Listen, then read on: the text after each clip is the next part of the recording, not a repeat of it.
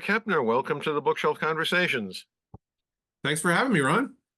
So one of the things that I've noticed being an older fan is there are comparisons to they say how would players from previous generations do in today's game? I'm wondering how would writers about the game in previous generations do with today's games? That's a good question. How would previous generation writers do with today's Like game? I'm Well, thinking of like a Dick Young or Shirley Povich mhm. or a Ring Lardner. With all the changes in today's games, would they recognize the games today? Yeah, well, I think that's one of the beauties of baseball is that you would recognize it. I mean, it's very much the same rules for the most part. I mean, pitch clock and stuff aside. I think they would struggle with the mechanics of the job now. How you don't go into the manager's office and you have everything's much more formalized in terms of press conference settings. Then again, there's more, it feels like writers now actually quote players more often and talk to players more than in the early part of the 20th century. Um, so I guess it sort of depends on what era you're talking about. Like if we're talking like 50 years ago, like the 70s, you know, I think there was much looser access and um much more familiarity with the writers and players, like they'd go on the plane and they'd go out together and I think they would probably be taken aback by the divide now, sort of the separation. But we still do get, a decent amount of access, better than the other sports. So that part hasn't changed. But they would be, I think, flummoxed by the formality of some of the settings that we're in now, whereas before it was just so casual. Because I'm thinking that going back even a little bit farther, uh, reading about the writers and players of, let's say, the 50s with the Brooklyn Dodgers, where the writers and players are pretty much on a same economic level, at least. So there was a little camaraderie there and that. They lived in the neighborhoods. There's a little camaraderie in that. That's not the same anymore, is it? Right. No, that's definitely true. The realities of the baseball economy versus certainly the media economy or any other economy really have separated. So it would be a little bit harder to relate, I guess, just because their worlds off the field are pretty different What in about that you regard. yourself? I mean, you've been at this for a while. You've seen a lot of changes in the game. What do you think about how your job has changed over the course of those 2+ decades? Yeah, I mean, really, I started doing interviews in 1990, so it's really like I was 15 years old. So it goes back to being, 35 years now, amazingly, that I've been talking to these guys and being around their world. Um, and I saw, some of that little more casual nature of interactions. You could go to the coaches, you could just walk into the coach's room whenever you wanted. You could go to the manager's office was always available. And those are off limits now. But you still by and large get, like I said, get really good access. I tell you one thing that's different is that players they're much more they're much more polished, I think, for the most part. They're not as likely to, you know, blow you up or blow you off profanely. Um, and not that it happened a lot, but every now and then, you during the early 90s and mid or middle late 90s, you'd see a guy blow up on you or say something really crass or you'd see a little bit more of that traditional locker room guy talk humor and stuff that sort of raunchy stuff that you'd see out in the open a little more. Um, and now that is, I think, in social media age and all that stuff. First of all, guys are just a little bit better behaved now, for one thing. But I think also they know the opportunity cost of saying something really, really rude or demeaning or off color or profane, is just not there because it's going to get on social media. It's going to backfire on them. It's going to be a whole big thing. So they tend to be more polite and maybe a little more guarded too. Um, so you trade off the fact that you probably won't get just eviscerated by some guy, but you also, on the other hand, might not get the same kind of candor um, that you used to get. So that's changed. It's more down the middle, but within that middle, there's still a lot of good stuff that you can find. Isn't that what they used to say about Jeter? About when you interviewed Jeter, he would always give you like a very straight line answer.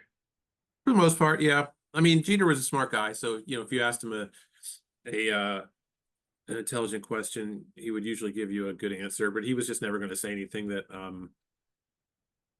got him in trouble or that caused anyone else to have to answer something or that would require a lot of follow-ups.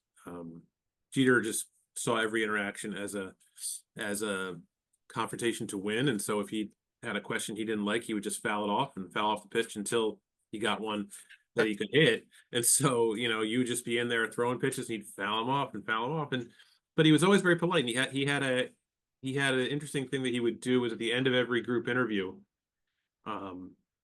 he would look everybody in the eye, say, "We good? Anybody need anything? All right, see you later. Have a good night." And then he would leave. So, and that was his way, I think, of always wanting to make sure that nobody would leave there saying like, "Oh, Jeter blew me off," or "He wouldn't ask this question," or "He wasn't accountable," or anything. He always wanted you to know that he was accountable and he was there to answer your questions, and so you didn't have any reason to say something bad about him, like, "Oh, Jeter, that jerk, he blew me off." Like, he was always there. You could always get him in your story, and that was something that was very valuable, whether he was the most colorful quote or not. Um, a lot of times he could be better than people thought. He just wouldn't answer a bland question with a good answer. He would answer a bland question with a bland answer, and if you asked him a good question, usually you get something usable at least. What about now? You're saying the player's more polished. Do you think that's a personal function or a function of maybe a position within the organization where they train the new players or the players how to respond to media? Yeah, that's it. That's part of it for sure. They're much more uh aware of the pitfalls. I think a lot of the PR staffs do a really good job of helping them out in that department. Honestly, like I don't think it's coaching so much as it's just saying like, "Hey, this are situations you're going to encounter, and this is how best to handle it." Um, it doesn't fundamentally change guys' personalities really. Some guys are going to give great answers, and some are not as interested in it. But I think it keeps them out of a lot of trouble, that sort of unforced error kind of territory, that they don't, you really don't need to say that, or you really don't need to respond to it that way. And you really need to have patience. I think that's one thing that I've observed more is that players and managers and those guys, they have more patience now than they did in the past for questions that might annoy them, or questions that they think are stupid, or questions that maybe are stupid.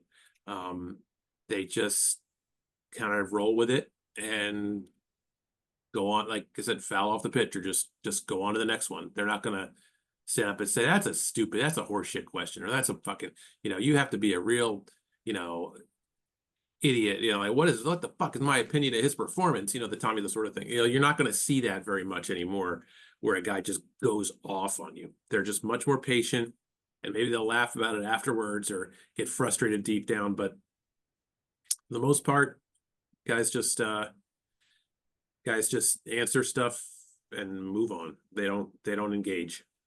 Now, you said you've been doing this since you were 15. How did you get started, and what exactly were you doing when you were 15? Yeah, I had a little baseball magazine in Philadelphia, where I lived, or where I was born. I mean, I grew up in the suburbs there, and I was writing about the game from a very early age, and The Phillies were great. They'd give me a press pass and I could go in there and my first interview was the day after I turned 15 in spring training down there in Clearwater in 1990 with a young pitcher named Pat Combs, who I'm still in touch with. Great guy. Um, and then from there, I had some field passes, and then they saw that I could kind of handle myself, and then they just let me into the clubhouse. And then by 1992, when I was a junior in high school, I just got a season pass. I go whenever I wanted. So Very that cool. was cool. I was like the young guy in the press box, and I learned a lot from a lot of people. Jason Stark, who's now my colleague, was a huge one, and Paul Hagan, and man, so many, Bill Lyon and Scott Graham, and just Harry and Whitey and Wheels and Andy. The Phillies broadcasters were always great to me, and the Larry Shank, the PR man. I mean, so many people who helped show me what it means to be a professional, and how to handle yourself, and how to sort of understand the feel that you need in baseball. And I was very lucky. My dad was in the Army Reserves with Dave Montgomery, who was the Phillies, executive vice president when I was a kid, and then eventually went on to be their chairman. Just one of the greatest human beings I've ever met in my life. And everybody who knew Dave swears by him. Just the best. And so I think Dave told his told the PR staff, hey, this is a guy, he's a young guy, he's I've known him a little bit, just get this little magazine, give him a pass and see how he handles it. And I handled it okay, and once I got my foot in the door, I wasn't gonna leave. How did you end up in Seattle? I covered out of college. I went to Vanderbilt, and then I got a job covering the Angels for the Riverside Press or Enterprise in suburban LA in 1997, and I did that for a year. And then while I was out there, the Mariners beat came open at the Seattle Post-Intelligencer, and they hired me for that. So I covered the Mariners from September 98 until the end of 99. And then I moved on. I started at the New York Times in January of 2000. So fairly recently, the New York Times closed its standalone sports section and it became the Athletic. Has that changed much the way you do your job? Well, sure. I mean, because I left for the Athletic, I jumped over there. So that was a huge, it's very unsettling to know that the whole department was being eliminated, and they were just farming us all out to other parts of the paper. And I wanted no part of that. And I think they understood that it might be fine for most of the staff could adapt to other sections or whatever, but for me it was a no-brainer. I was going to stay covering baseball no matter what. So if that meant, if there was an opportunity at the Athletic, I would take that. If it was something else, I would search out something else, but I wasn't going to stay and not cover baseball. No chance. So to their credit, I think they after 23 and a half years, they knew who I was, and they knew what I was meant to cover, and where the right spot was for me. And the Athletic editor reached out the day that the Times made the announcement that they were eliminating the sports section. So that made it pretty easy for me to switch over to that side, and just drop out of the Times and drop out of the Union, and then go over to the Athletic and sign a contract there and join their team. And it's been amazing. I mean, I love it. I mean, to be a part of a team with people like Jason Stark and Kenny Rosenthal and Matt Gelb and Andy McCullough, and just so many great beat writers. I can go on and on down the list. Andy Baggerly, I've known forever. Trent Rosencrantz, Dave O'Brien. I mean, just so many of these people. And then we have so many young writers too who were terrific. So it's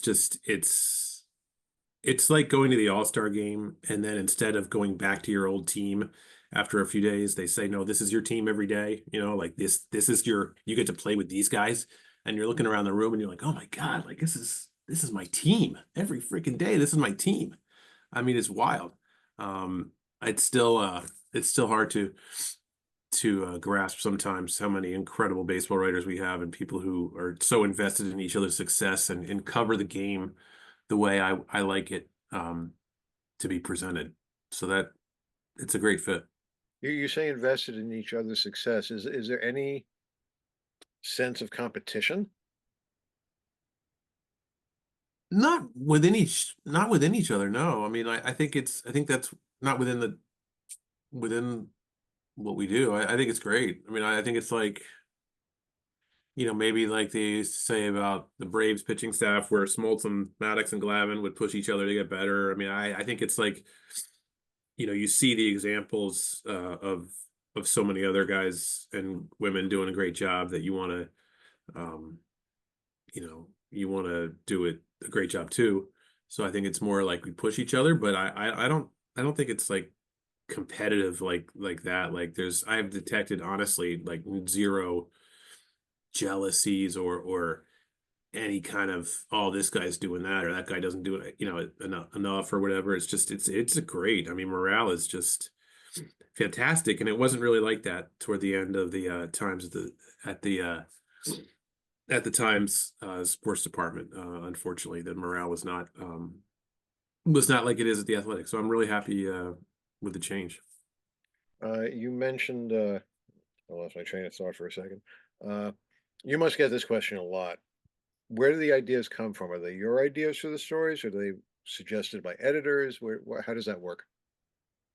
It's a collaboration. I mean, the editors can and do certainly suggest some things. And usually they, because they're all, focuses on baseball, they really, they generally have some really good ideas. And but I I'd say most of it is stuff that I come up with or things that just cross onto my radar through my reporting or through my observation and reading and talking to people. Um, Stories that interest me, I'll propose to them, and they'll say, "Sure, man, go do it. Go get them." And I have a weekly column again, which I had at the Times from 2010 to 2019, and then now I have a new version of it at the Athletic that we do. It runs every Friday called Sliders. So that's great because it really keeps me anchored and there's material that I need to be gathering and can be gathering pretty much at any game. Like even if there's not a feature or a particular column I'm working on, I can always be grabbing things here and there for the column, and that kind of keeps my antenna up and keeps me wired in.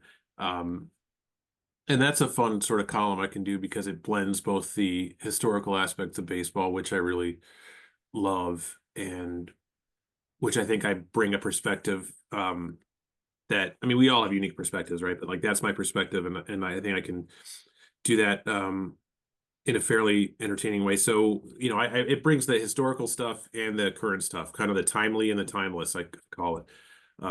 So that column really helps keep me kind of dialed in for the week, and then I can think of ideas that are offshoots of that, and for some more standalone pieces or columns. Your mention of history is a nice segue into my question about your book about the World Series, the grandest stage of history of the World Series. Do you think the World Series still has that cachet anymore? I mean, I'm thinking about with interleague play, more common and teams facing each other in a non-postseason situation. Plus, there's so many postseason games now. It used to be Mickey Mantle held the record for World Series home runs, but now you don't hear about World Series home runs. You just see about postseason home runs. So you got guys like Manny Ramirez having so many more home runs than Mickey Mantle because he's had so many more opportunities to play in the postseason. Yeah, I think the postseason now as a whole is kind of what it's I don't say what it's all about, but it's the postseason as a whole is capable of producing those indelible moments that we think of, whereas before all they really had was the World Series or the LCS. Um, and now I think like you can have a great moment in the division series or something, and it can really resonate for a long time. But the World Series itself, yeah, I think it's it's changed in terms of the prominence that it has in the American sports landscape, no doubt. We could just see by the ratings and what they were when I was coming up as a fan, 1980, 81, 82. 80 was the highest single rated game ever, the rating for game six.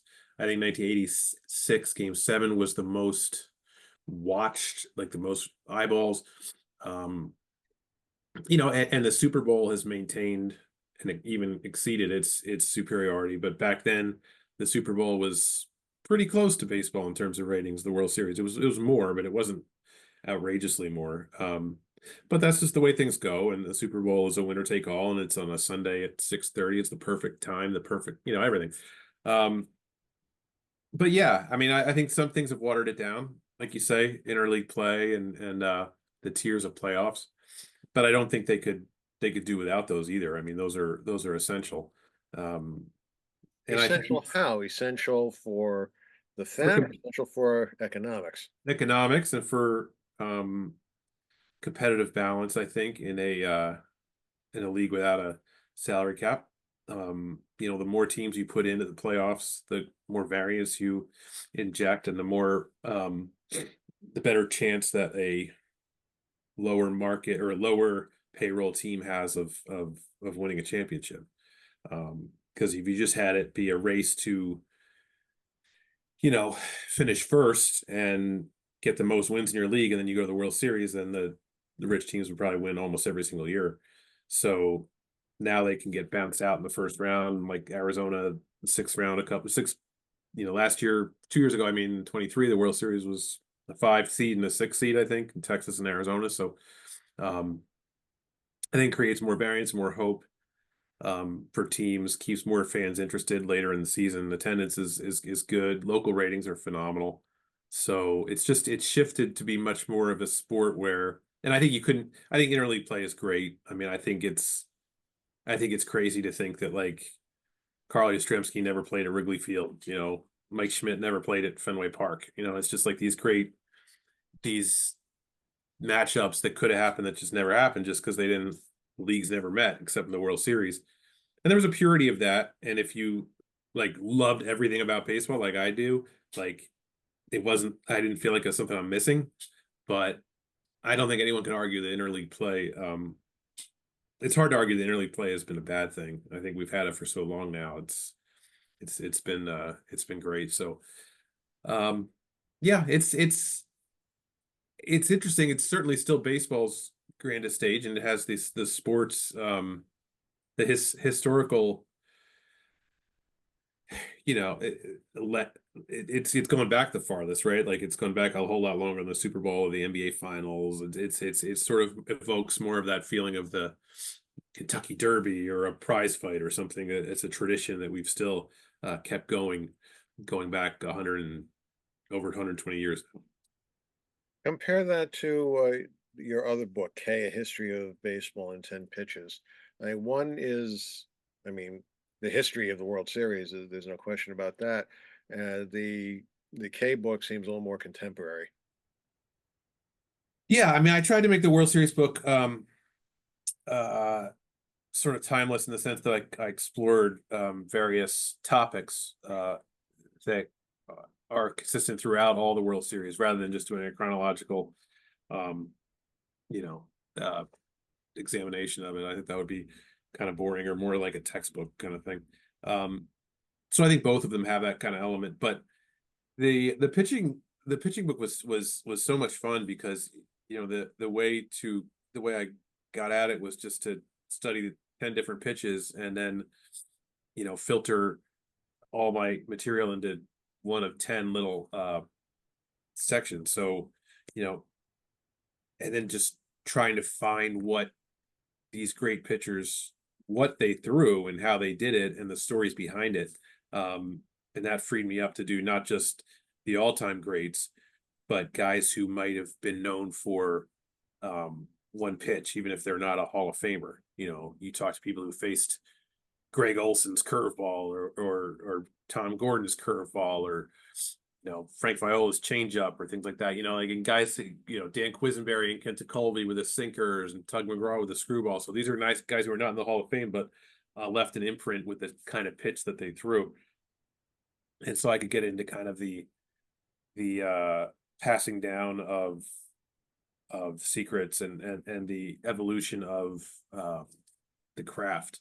And it's really evolved quite a bit in the 7 years since that, 8 years since that, no, 2019. So 6 years since that book was published.